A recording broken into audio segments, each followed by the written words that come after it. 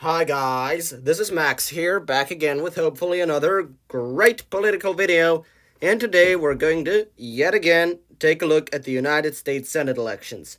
Now, by now we got a pretty good clue of who is going to win, who is going to run in which state. In Wisconsin, Ron Johnson will seek another term, and other than that, we know who's going to retire and who will not. We got we got five Republicans retiring. We got one Democratic retirement. That's how it looks like as right now. And now let's make a little prediction on how all of these races are going to go, shall we? Now let's go to PMS, yet another political maps simulator, and for the 2022 United States Senate. Now, let's first mark in the safe states. States that will be won by either Republicans or Democrats by over 15%. Yep, Iowa is safe Republican. The incumbent Republican who has been in there for a while will run again, and he will win. Missouri should be safe red, especially in the red wave year, which 2022 is presumably going to be. Alaska will probably be safe red. It might be below 15 points because Lisa Murkowski could be in a very tough re-election race. Even the Alaska governor has endorsed the primary challenger. But it looks like that either way, a Republican will hold the seat. Now, what we those should be all the states that are safe for the Republicans. Now, for the Democrats, I believe that California, Oregon, Washington, New York City, and New York State, Connecticut, and Vermont will be safe, along with the state of Maryland. Larry Hogan is probably not going to run for Senate. He wouldn't make it close, but he wouldn't win, and he doesn't want to ruin his legacy that way. And Phil Scott in Vermont, he could have run for Senate. I actually think he would have won if it's an open seat, but it looks like he is rather going to run again for governor here in my great state. And what I really have to give him credit for is he said that if a school goes remote, they will no longer receive state funding, which is pretty good for me because my school stays open.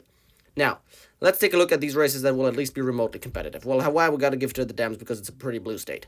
I believe that the state of Colorado will go Democrat still, but by a lean margin. We will have a very heavily leaning Republican leaning national environment, and this will make a lot of races very competitive that are usually not.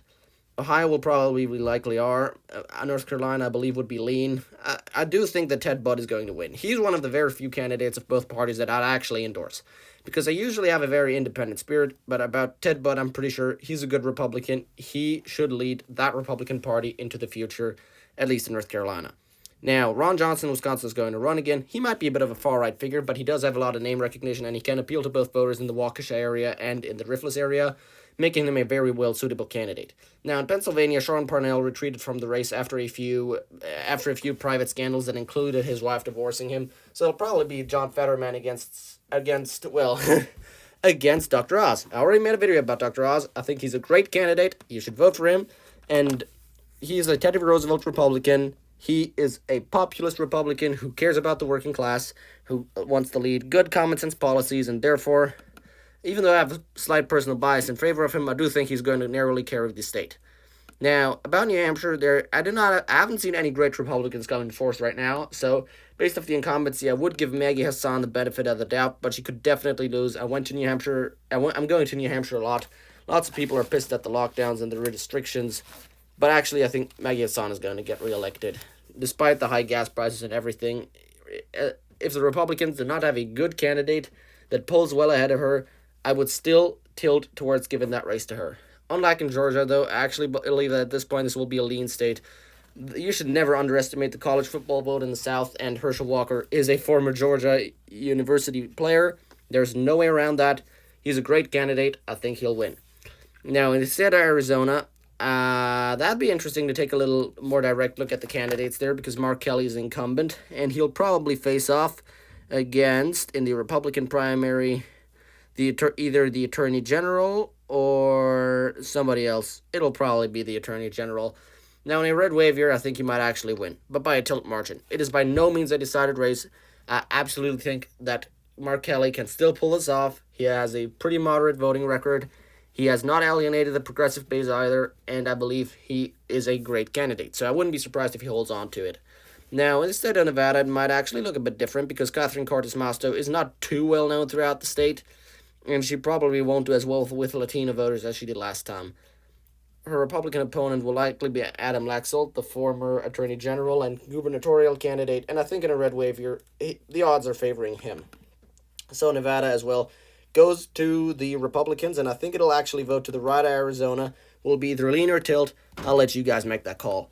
Now, Illinois, there's one more state left, and I believe this will be a likely state for Tammy Duckworth, but it could also be a lean state, actually, because you will see a heavy shift in the Rust Belt area towards the right. Ohio might actually end up being a safe state, even without Rob Portman being the incumbent. So I definitely believe that, yeah, I really believe that actually this is going to go in a direction where Illinois will end up being surprisingly close. And it will definitely be very interesting to watch how that state further goes in the future, because the Chicago area is shrinking, while the rural areas in Illinois are staying surprisingly consistent. They're having fewer of a manufacturing industry and are more agrarian based, and are therefore not really running out of supply and demand. Now, anyway, what I'm trying to say is that the Rust Belt is overall declining because of jobs being shipped out overseas. That is a terrible thing. But in Illinois, that is less of a problem because it's more of a farming state down south rather than in the Clark County area, where it is mostly manufacturing, and that's the area that's Democrat, that's the area that's losing population. All right, now this is my Senate map as of January 2022. This is the election year, the midterm year, and I hope that this prediction will age well. Maybe it won't, maybe it will. Let me guys know what you think in the comment section down below. Give me a thumbs up if you liked it. Please feel free to give a mean comment if you didn't like it. Just send in a bad smiley. And yeah, I hope you guys had a good video. Enjoyed my video. Have a good night, and see you next time. Max out. Good night.